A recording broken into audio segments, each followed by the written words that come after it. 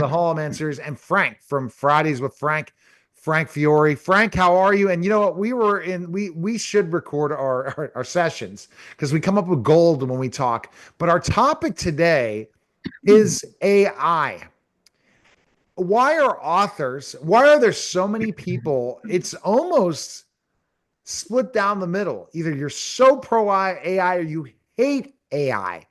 I would like to take a poll, but the ones that are so adamant they don't like AI and they never think it's going to be that great, Frank, we're going to have like a debate where we'll have a roundtable discussion, a series of 5 episodes. We'll be working on this where we have people from both sides, pro and against AI. What are your thoughts, Frank? Yeah, that'd be great because there's a lot of misunderstanding of what AI will do for you. All right, they think that if you use AI as something to write a book for you, right? That's wrong. AI is not there for that. AI is there to coach you, and that's how I'm using it. And that's also I also use AI. In the past, I would write my novels, write my stories, and then I would hire story polishers. I'm a plotter. I write good, great plots, right? But I don't write literature. Yeah.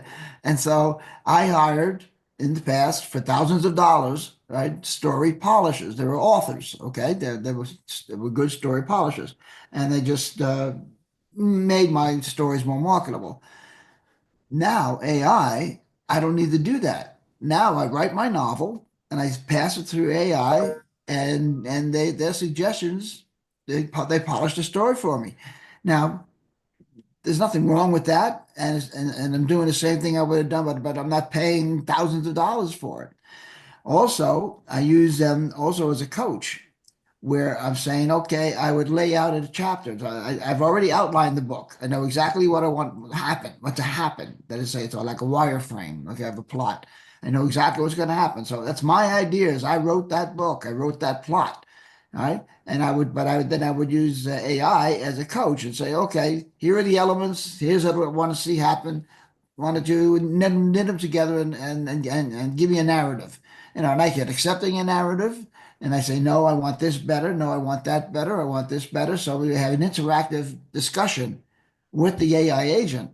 And they're not writing the book, they're giving you suggestions. You are the author, you're making the Yeah. decisions. All right. And so, I think you had a concept where it's a blackboard, a whiteboard, or something. I forget what you used. It was a good analogy of what the relationship is between the author and AI. Well, let me ask Paul. He's an author too.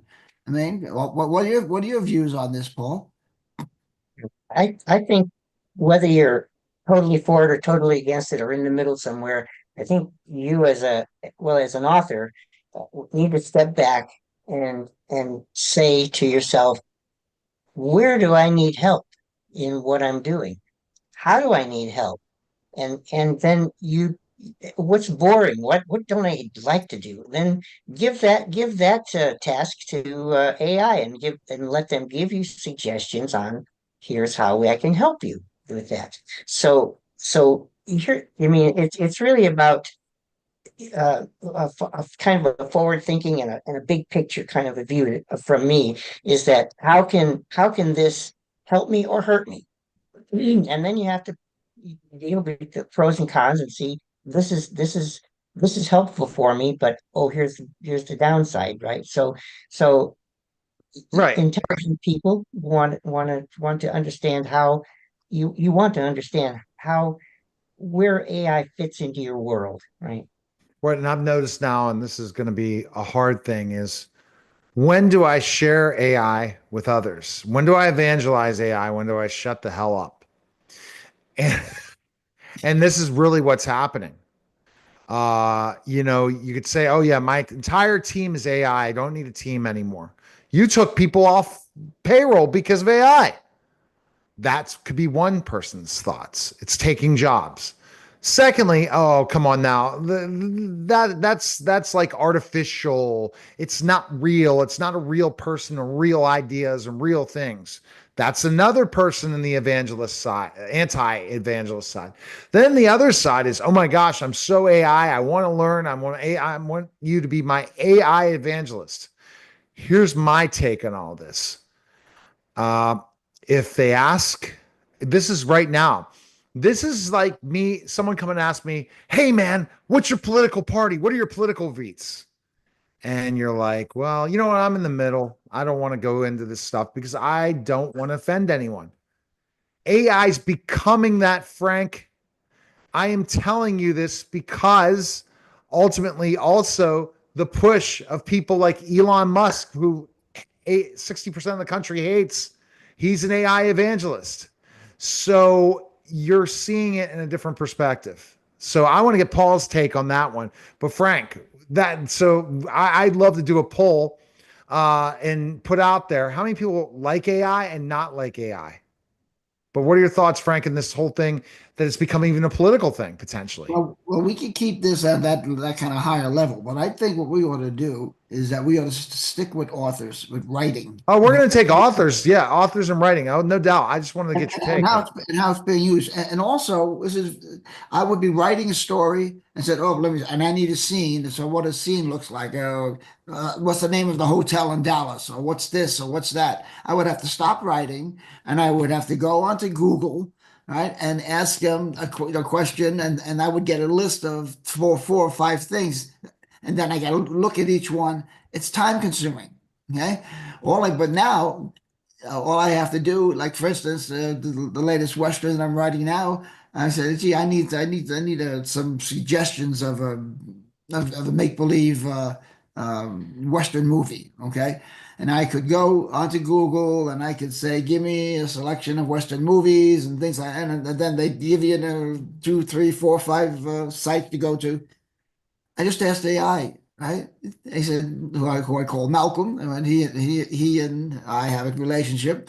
And I asked him, I said, give me the name of Western movies or something like that, and boom, pops right away. Okay. So Oh, are that's you enjoying your conversations with Malcolm? yes, very much. Yeah, and in fact, I want to do I want to brainstorm like the next chapter. Say, okay, let's brainstorm, Malcolm, and he said, "Yep, let's go for it." And I said, like, "Here's the elements of my next chapter." Okay, but I But give, you've noticed there's a limit. yeah, That's why you got to pay for the $200 version.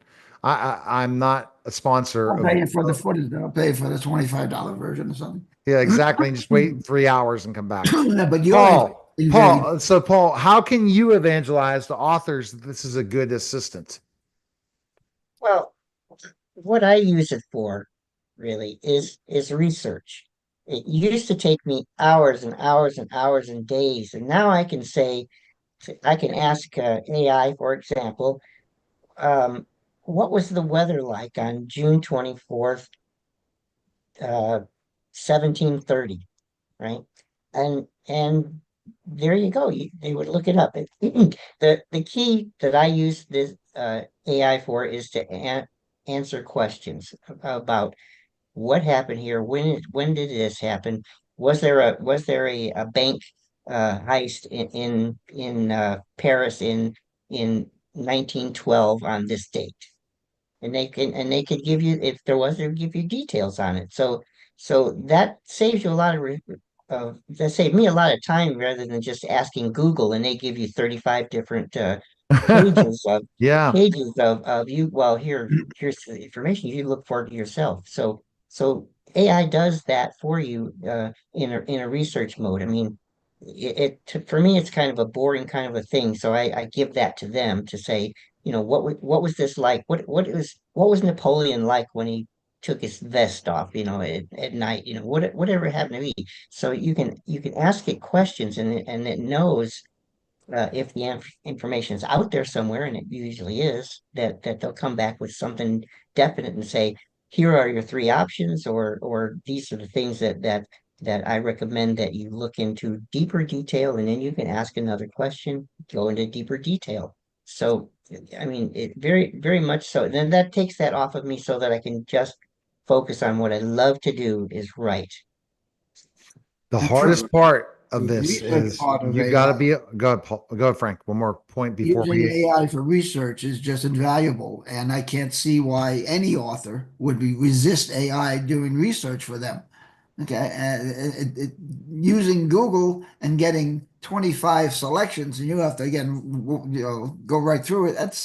It's ridiculous. Now the authors can say, look this up or look that up. I need this. I need that. And okay, and AI will spit that out real fast and give you all the options, and then it'll ask you, is this good enough, or do you want refinement? And you say yes or no. It's just, right then and there, there should be no resistance by authors to using AI at the very least for research.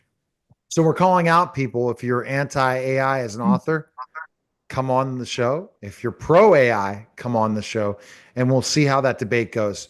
FrankFiore.com, Paul Hollis, author, or no, go to the hollowmanseries.com for Paul. Appreciate both of you guys and look forward to that next conversation.